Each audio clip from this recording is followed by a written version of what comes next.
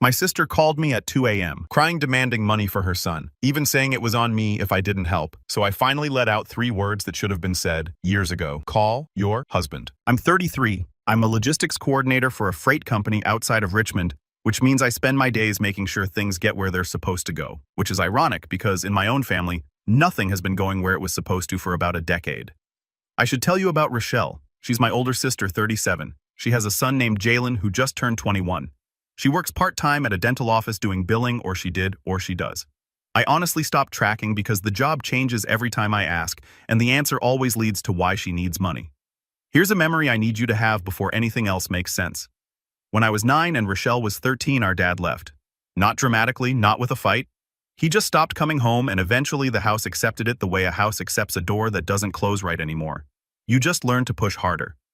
I remember the first Saturday after it became permanent, which is a strange word for something nobody announced but everyone understood. I was sitting on the kitchen floor doing homework because the table had Relle's stuff on it, and I'd learned not to move her things.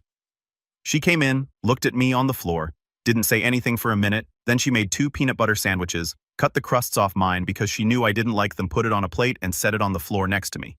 She sat down across from me and ate hers without a plate, just holding it over the linoleum. And we sat there on the kitchen floor, eating peanut butter sandwiches in silence while the house settled around us. That's who she was. That's the Relle I keep looking for, in the Relle who calls at 2 a.m. asking for $9,800. I haven't found her in a long time. Relle had Jalen when she was 16. Curtis was 17. They tried for a few years, and I'll give them credit for that. But by the time Jalen was 4, Curtis was out. Or that's the story Relle told. Curtis left. Curtis didn't care. Curtis was dead to her. She said it so many times it became furniture in the room, something you stopped noticing because it had always been there. I was 18 when I started working full-time, and that's approximately when the phone call started. Not 2 a.m. calls, normal calls. Relle needed diapers. Relle needed her electric bill covered. Relle needed $200 for Jalen's daycare because the payment was late and they'd charge a fee. The amounts were small. The frequency was steady, and I said yes every time, because I remembered the peanut butter sandwich on the kitchen floor and I thought I was helping. My friend Devin, who I've known since high school and who installs HVAC systems and delivers opinions with the same blunt efficiency, told me once that I had the financial boundaries of a screen door in a hurricane. He wasn't wrong. He also once ate an entire rotisserie chicken in my truck during a lunch break and didn't offer me any, so his judgment, while accurate, is selectively applied. The amounts grew, the calls got more specific. The reasons always involved Jalen, which was the part one could never say no to because Jalen was a kid, and kids don't choose their circumstances, and I kept seeing myself on that kitchen floor with homework and no table. Let me give you numbers because the numbers matter. Between 2017 and 2024, I gave Relle money 14 times that I can verify. $400 for Jalen's school supplies in 2017. $1,200 for a car repair in 2018. $800 for rent help in 2019. $3,200 for a deposit on an apartment she said was for her and Jalen in 2020. $600 for Jalen's basketball camp. $2,500 for her root canal in 2021. $1,800 for Jalen's laptop because he needed it for school. $900 for her phone bill that had somehow accumulated. $4,500 for what she called back taxes. $2,200 for Jalen's car insurance. $1,500 she borrowed for an opportunity. She never specified the opportunity. I didn't ask. Another $2,000 for Jalen's tuition deposit in 2023, and various small amounts, 50s and 100s that I stopped counting. Cash total from my account to Relle over 7 years, $43,600. I know that number because I went back through my bank statements after Curtis called.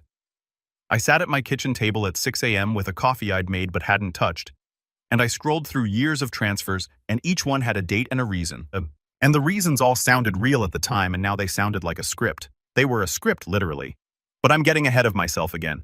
Let me go back to 2 a.m. The phone rang. Relle. I was in bed. The room was dark except for the phone screen and the green numbers on the microwave clock in the kitchen that I can see from my bed, because my apartment is small and the bedroom door doesn't close all the way, which is its own metaphor, but I'll leave that alone. I answered. She was crying. Not the slow kind that builds, the kind that's already at full volume when you pick up, as if the crying started before the phone rang and the ringing was just the crying looking for an audience. Marcus, it's Jalen. He's about to get kicked out. I need $9,800 tonight right now. If I don't have it by morning, it's on you. Do you understand? It's on you. I sat up. The sheets smelled like laundry detergent, and the fan was clicking the way it does when it's on the highest setting. That rhythmic tick that I usually find calming, but right then sounded like a clock. I said, kicked out of what she said. His program, his whole future. They want the balance by morning or he's out. I've tried everything. You're the only one who can help. I said, have you called Curtis? 3 seconds of silence. Then her voice changed. Dropped, the crying went cold and flat like a drawer closing. Curtis is not Jalen's father. He is Relle. He's not part of this. Don't bring him into this. Then I don't know what to tell you. So that's it. Your nephew's about to lose everything and you're going to hang up. Call Curtis. She started screaming. I held the phone away from my ear and I could feel the sound in my wrist. I waited. When she paused to breathe, I said, I'm hanging up now. And I did. I put the phone face down on the nightstand. I looked at the ceiling. The fan clicked. I lay back down. I didn't sleep. I just lay there with my boots still on the wrong feet, and the room dark, and the phone face down, and the feeling of something ending that I didn't have words for yet. Within 40 minutes, the phone started buzzing again. Not Relle, my mother Lorraine, then Aunt Pauline, then Relle again, then 2 numbers I didn't recognize. I watched the screen light up and go dark like a small mechanical heartbeat on the nightstand. By 5 a.m., I had 23 missed calls and 4 voicemails. I sat on the edge of the bed and listened to them. Voicemail 1, Relle crying. I can't believe you. My own brother, your own nephew. If something happens to him, I will never, ever forgive you. Voicemail 2, Lorraine, my mother. Her voice tight and careful the way it gets when she's chosen a side but doesn't want to sound like she has. Marcus, honey. Please call your sister. She's a mess. This isn't the time to make a point, just help please. Voicemail 3, Aunt Pauline. And this one I remember word for word because it was the one that made me put on my boots. This is why nobody calls you Marcus. You have the money. You always have the money, and you'd rather let a child suffer than be a man about it. Shame on you. I stood up. My hands were shaking. Not from anger, from the particular kind of adrenaline that comes from being told you're the villain in a story someone else wrote. I made coffee. I stood in the kitchen holding the mug and not drinking it and listening to the refrigerator hum and waiting for the 4th voicemail because I'd seen the unknown number and something about it felt different from the others. Voicemail 4. Curtis. That brings us back to 5:47 a.m. Curtis talked for 22 minutes on that first call. I know because I checked call log afterward. He spoke slowly the way people speak when they've been waiting a long time to say something and they want to get it right. He paused between sentences, like he was checking each one for accuracy before releasing it. I could hear a TV in the background turned low, and at one point I heard a door close softly, which I think was Jalen in another room giving his father space to make this call. Here's what he told me. Curtis never left Jalen. Relle pushed him out when Jalen was 4. Told him if he tried to contact Jalen directly, she'd file a restraining order. Curtis was 21 at the time, working at a tire shop, making $11.50 an hour. No lawyer, no money for one, no understanding that a threat isn't the same thing as a court order. He believed her. He backed off. He spent 5 years thinking he had no legal right to see his own son. He never actually checked. There was never a restraining order, never even a filing, never a piece of paper with a judge's signature. She bluffed him out of his son's life with a sentence she never had to prove, and the bluff held for years because Curtis was too broke and too scared to call it. But Curtis didn't disappear. He started sending Relle $350 a month voluntary, not court-ordered, because she told him if he stopped, she'd tell Jalen he'd abandoned them completely. So Curtis paid every month bank transfers he screenshotted and saved in a folder on his desktop. He has receipts for every single one. $350 times 84 months, $29,400 sent to the mother of his child for his child. Jalen never saw a dollar, not one. Curtis was paying rent on a relationship he wasn't allowed to have, and the money was going into a system that was using his son's name to extract from everyone else too. And 3 years ago, Curtis tried to warn me. He sent me a Facebook message explaining that Relle was intercepting money and lying about Jalen's needs. He laid it all out, dates, amounts, patterns. He spent an hour writing it. He said he rewrote the first paragraph 4 times because he didn't want to sound bitter. He wanted to sound clear. I never saw it. It went to message requests, that grayed-out folder that Facebook puts messages from non-friends in the folder that exists specifically so you never have to read anything uncomfortable. I don't check message requests. Nobody checks message requests. Curtis waited for a reply for 2 weeks, then a month. Then he stopped waiting. He assumed I didn't care. I assumed he was absent. Two men wrong about each other for 3 years because neither one clicked on a folder, and one of them couldn't afford the $200 an hour it would have cost to have a lawyer click it for him. I sat at my kitchen table processing this, and the coffee was cold, and I hadn't taken a single sip, and the sun was coming up through the blinds in strips across the floor. And I thought about Rochelle making peanut butter sandwiches on a kitchen floor 24 years ago. And I thought about the same woman running a spreadsheet on her own family, and those two people didn't fit in the same body, but they lived there anyway, because there was a spreadsheet. 4 months ago, Jalen, now 21 years old, was looking for his birth certificate because Rochelle told him they were about to be evicted and he needed to start applying for housing. The eviction was real, but while digging through Rochelle's closet, Jalen found a folder. Inside the folder was a spreadsheet printed updated by hand with pen corrections in the margins. The spreadsheet tracked every family member Rochelle had asked for money. Names down the left side, dates across the top, amounts in each cell color-coded green, for paid yellow, for pending red, for declined retry in 3 months. My column had notes: response to Jalen Angle best between October and December. Holiday guilt. She was profiling her own family, but the spreadsheet was just the cash. There was a second page, non-cash favors, cosigns, items borrowed, and never returned. A car I lent her in 2019 for 2 weeks that she sold a security deposit. I covered the laptop I bought for Jalen that was pawned within a month. Pawn shop records existed, Rochelle's ID on every transaction. She'd been converting gifts into cash. My grandmother's gold chain, a set of tools I gave Jalen for his 18th birthday, all pawned, all under Rochelle's name. Real total extracted from me alone, cash and non-cash, over $71,000 in 7 years. But the thing that made Jalen leave wasn't the spreadsheet. It was what he found underneath it. A stack of unopened letters from Curtis, birthday cards, Christmas cards. One still had a $100 bill inside the envelope, sealed, some of them going back 5 years. Curtis had been writing his son every year. Jalen never got a single one. Rochelle kept them in a folder in her closet like evidence of a crime she committed against her own child's heart.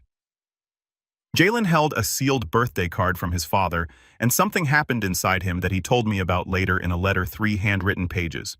And the sentence that stays with me is this: "I thought you stopped coming around because of me." She let me believe that. He packed a bag at 3 a.m. He went to Curtis, a man he hadn't spoken to in years because he had literally nobody else. And Curtis opened the door, no questions, no conditions, just opened it. In 4 months, Jalen got his HVAC certification. He works part-time at a supply company making $17 an hour. He's studying for his journeyman exam using a textbook he bought used for $34 with a highlighter that's running out of ink. He pays Curtis $300 a month in rent. Curtis didn't ask for it. Curtis tried to refuse it. Jalen insisted. He said, "I need to pay for where I live. That's how it works when it's real." He was talking about more than rent. And for 2 years before he left, while still living under Rochelle's roof, eating food bought with money she extracted from other people, sleeping in a room in a house she was losing. Jalen had been building his own file quietly, carefully, the way you build something when the person you're building it about is sleeping 20 feet away and you can hear her phone conversations through the wall. Screenshots of text messages where Rochelle told different family members different stories about the same emergency. Photographs of pawn shop receipts she left in her purse. A handwritten journal documenting every lie he caught her in, dated, described with the specific words she used, written in quotation marks, because he understood, even at 19, that the exact words matter. He started the journal at 19 after she told him his college fund never existed. There had been a college fund. My grandmother and I had set it up when Jalen was 12, $6,200. Rochelle drained it in 2021. But the way she said never existed, with a little shrug like the question was silly, something about it sounded practiced. Jalen didn't challenge her. He went to his room and wrote the date in a composition notebook, and underneath it he wrote, "She lied about the college fund." I could hear it. That was the first entry. There are over 200 pages after it. The kid Rochelle kept positioning as helpless was the most meticulous person in the family. After Curtis's call, I spent 3 days in a state I can only describe as very still. I went to work. I drove the same route. I parked in the same spot. I ate lunch at my desk and couldn't tell you what any of it tasted like. At night, I sat on my couch and the TV was on, but I was watching the wall behind it, running the numbers, running the years, running every phone call from Relle through a filter I hadn't known existed until Curtis handed it to me at 5:47 in the morning. 3 days of that. 3 days of looking at my bank app and scrolling through transactions with Rochelle's name on them, and each one felt like reading a receipt from a store I thought was a charity, but was actually a business. Devin came over on the second night with a six-pack of something cheap and a bag of gas station peanuts, and he didn't say much, which for Devin is an act of extraordinary discipline because the man has opinions about ceiling fans and expresses them unprompted.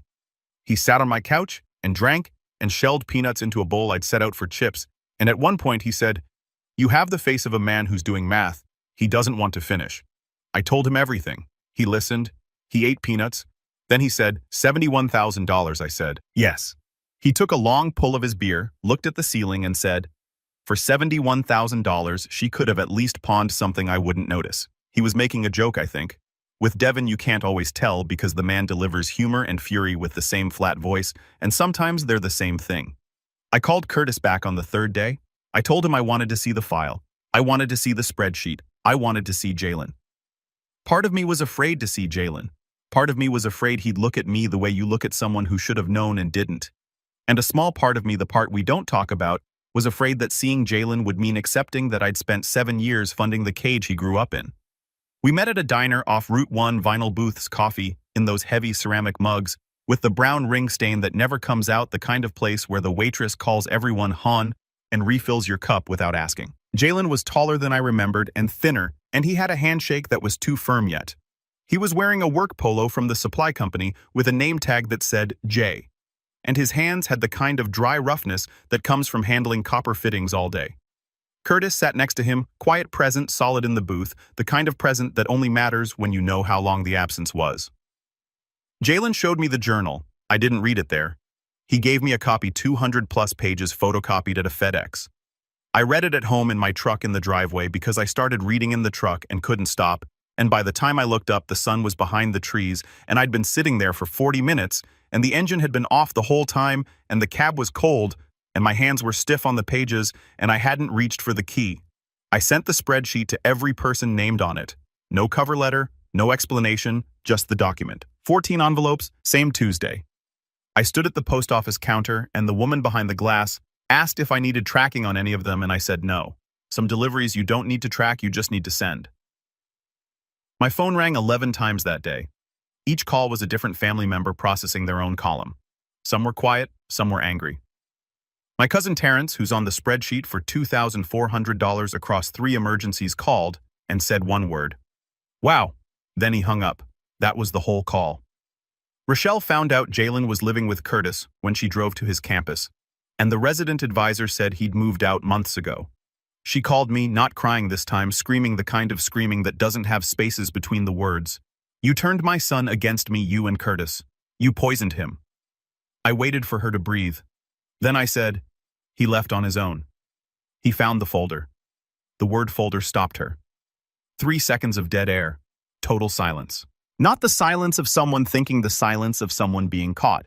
She knew exactly which folder. She knew exactly what was in it, and in that 3 seconds she calculated that I knew too. Then she hung up. She doubled down. Within 48 hours she called me selfish to every family member who would listen. She called Curtis a deadbeat who was brainwashing Jalen. She told Jalen he come crawling back when Curtis gets bored of playing dad. She started a group text to extended family calling me a manipulator who was poisoning Jalen against his own mother for attention. Every text screenshotted by someone and forwarded to me. She was building a case against herself with every message she sent, but she couldn't stop because stopping would mean sitting in silence with what she'd done. And Relle has never been able to sit in silence with anything. Then she tried something new. She told the family I owed her $5,000 from years ago. She said she'd lend it to me in 2020 and I'd never paid back. She had a Venmo screenshot to prove it. She sent it to everyone. The screenshot showed a $5,000 transfer from her account to mine, dated March 2020, with a note that said, "Loan for Marcus. He'll pay back." I pulled my actual bank records. Every statement from 2020, every transaction. No such transfer ever existed. Not from Venmo, not from any source.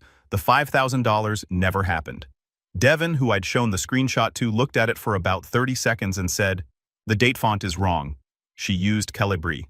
Venmo uses Helvetica. Nobody uses Calibri for fraud. Have some self-respect." I don't think he was joking. With Devin, the line between forensic analysis and personal insult is razor thin, and he walks it daily. I sent my bank records to the same family group chat Relle had been using to campaign against me. No commentary, just the statements. The month she claimed the transfer happened. Clean? Empty of her money? The fake screenshot sitting next to the real records was the last wall. Every person who was still giving Relle the benefit of the doubt watched her manufacture evidence in real time. She didn't just lie about money, she fabricated proof. And once you fabricate proof, every previous claim becomes suspect. Every emergency, every dollar amount, every tear. Aunt Pauline, the woman who'd called me heartless at 2 a.m., the woman who told me, "This is why nobody calls you," posted in the family group chat 3 days after the fake screenshot was exposed. She wrote, "I've given Relle $18,000 in 4 years. I'm behind on my own car payments because of it. I'm done. I'm sorry, Marcus. I should have asked questions before I asked you to write checks." Pauline called me that night. She wasn't angry at me. She was angry at herself. She said she'd been giving Relle money every time Relle called with an emergency about Jalen, the same way I had the same urgency, the same guilt, the same phrase, "If you don't help, it's on you." Pauline had never added it up. She'd treated each request as a one-time thing. When she finally pulled her bank records and added the column, she sat at her kitchen table and put her face in her hands and stayed there for a while. She told me she was 3 months behind on her car payment, that her credit score had dropped 80 points, that she'd skipped her own dental work twice because the money wasn't there. The money was with Relle. Relle, who on the night she called me crying about $9,800, had $14,300 sitting in a second bank account nobody knew about. That number came from Jalen. While living with Curtis, he'd helped pull some of Rochelle's financial records for the custody paperwork, records she'd left accessible on a shared family iCloud account she'd forgotten to log out of. The second bank account was at a credit union. It had $14,300 in it the night Relle called me at 2 a.m. She had the money. She had almost $5,000 more than she was asking me for. She just preferred to spend mine. Part of me wanted to be angry about that number. Part of me wanted it to be the thing that finally made everything clean and simple. Just rage, just betrayal, just black and white. But a small part of me, the part that remembers peanut butter sandwiches on a kitchen floor, kept thinking, she had the money and she still called. Which means the calls were never really about money. They were about something else. Control maybe? Or connection? Or the only way she knew how to make sure people picked up the phone. I don't know. I'm not her therapist. But that thought follows me around like a dog I didn't adopt. And then my mother called. Not Relle? Me. Lorraine didn't apologize immediately. She breathed into the phone for about 10 seconds, and I could hear her kitchen in the background. The same clock that's been on the wall since I was a kid, the one that ticks louder than it should. She said, "I think I made her worse by making it easy." Then she said, "I've known for about 2 years. I found a credit card statement at her house that didn't match anything she told me. I should have said something. I didn't because saying something meant admitting she didn't finish the sentence. She didn't need to. Then she asked if she could see Jalen. That was her choice. Not protecting Relle, not managing the situation. She chose the grandson. It wasn't dramatic. It was a quiet phone call on a Wednesday morning, but it rearranged the entire family. Curtis had suggested a family meeting before all of this. Neutral location. Me, Curtis, Jalen, Lorraine, and Relle. A diner with vinyl booths and coffee that comes in those heavy ceramic mugs that never fully get clean. Relle came, I'll give her that. She sat in the booth with her arms crossed and her jaw set, and she looked smaller than I remembered, which might have been the booth or might have been the context. Jalen didn't present the spreadsheet. He presented his journal, his own file, the one he built for 2 years inside her house while she slept. He opened the composition notebook and he read entries out loud, dates and quotes. Things Relle had said about every person at that table to him in private, thinking he'd never repeat them. What she said about Lorraine's cooking to get sympathy. What she said about Curtis being worthless to keep Jalen from asking questions. What she said about me. Your uncle thinks he's better than us because he has a savings account. He's not better. He's just scared to spend.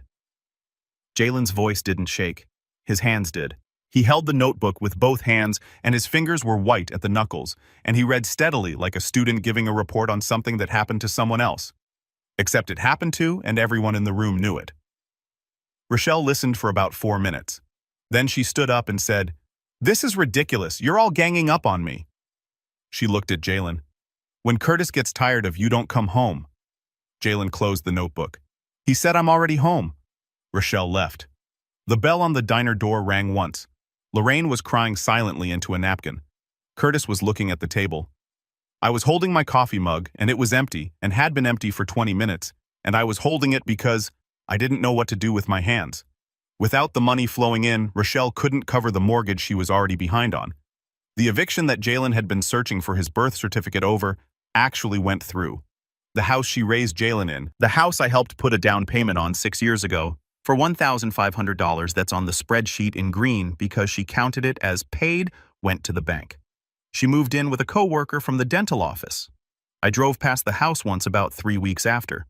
The lawn was already starting to go, dandelions in the front walk, a lockbox on the door, a realtor sign leaning in the yard like it was tired of standing.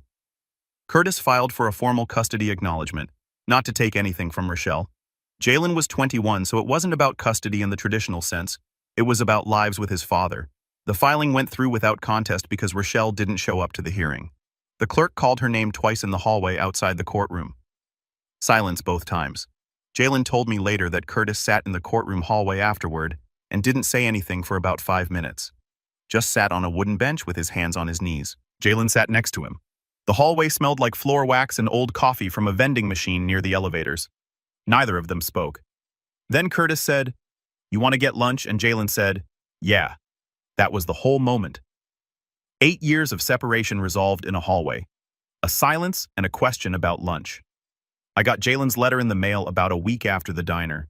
3 handwritten pages in a plain white envelope with no return address. Just my name and my apartment number in careful block letters. He apologized for every emergency that used his name. He listed everyone he knew about numbered going back to 2018. Some I recognized, some I'd forgotten. Some I didn't know about because they'd been aimed at other family members using the same script with different dollar amounts.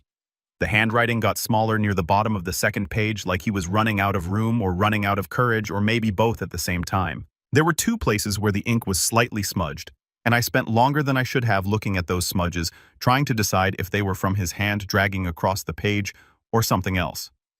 The line I keep coming back to is the one I already told you. "I thought you stopped coming around because of me." She let me believe that. He also wrote something near the end that I think about at odd times. While driving, while standing in line at the grocery store, while lying in bed at 2 a.m. when it's quiet and the phone is dark and the fan is clicking. He wrote, "I started the journal because I didn't want to become someone who doesn't notice." She didn't notice what she was doing to people, or she noticed and did it anyway. Either way, I didn't want that. I wanted to see things clearly, even when seeing clearly meant seeing my own mother clearly. And I want you to know that was the hardest part. That letter is on my fridge now, pizza place magnet.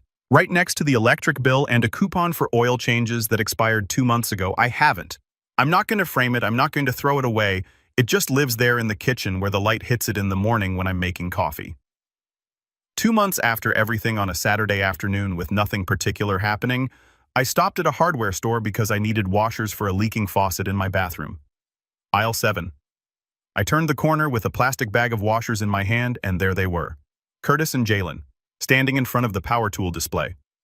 Jalen was holding a Milwaukee drill, turning it over in his hands, checking the weight and the grip, the way you check a tool when you've recently learned that the weight matters. Curtis was pointing at a DeWalt on the shelf and saying something about torque that I couldn't quite hear from 20 feet away. Jalen shook his head. Curtis pointed again more emphatically. Jalen said something back, and Curtis put his hands up in the universal gesture of fine, your money, your choice. They didn't see me. I stood at the end of the aisle holding my bag of washers and watching a father and son argue about drill brands. The kind of argument that doesn't matter at all. The kind that means everything is fine. The kind that means the people having it have enough ordinary time together that they can waste some of it on DeWalt versus Milwaukee. The fluorescent lights were buzzing overhead, and someone in the next aisle was asking an employee about lumber prices, and the store smelled like sawdust and rubber and machine oil. And I stood there for about a minute, maybe longer, and I felt something I don't have a clean word for. Not happiness, not sadness. Something in the middle that has to do with watching 2 people find each other after someone spent years making sure they couldn't. Then I walked to the register and paid for my washers and drove home. Curtis was wrong about the drill, but that's not the kind of wrong that costs you your son.